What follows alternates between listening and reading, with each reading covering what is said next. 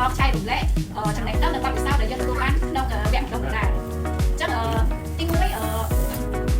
ការបង្ហាញដោយលោកអធិបតីដែលគាត់នឹងបង្ហាញអំពីរបៀបកំណត់ហេតុរបៀបនៃការពិសេសកំណត់ហេតុហើយទី2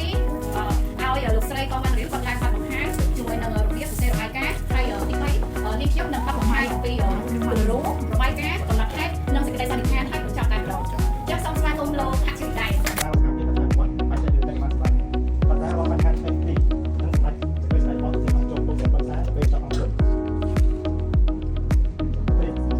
สนองบ่อยเนี่ยนะนี้ให้กับโดยการเลือกตั้งชัดไปเนี่ยนะนี้โชว์รูปแบบเราเป็นแบบเส้นๆให้กับกระทะเรียกว่าขนาดที่สองในสมัครทุกคนเกมเหมือนเยอะชัดโดยที่ได้từng કોઈស្ដាប់គេទៅយល់បានប៉ុណ្ណាទេប៉ុណ្ណឹងទៅហើយបើសិនជាអត់តន់ក្នុងការធ្វើរបាយការណ៍អី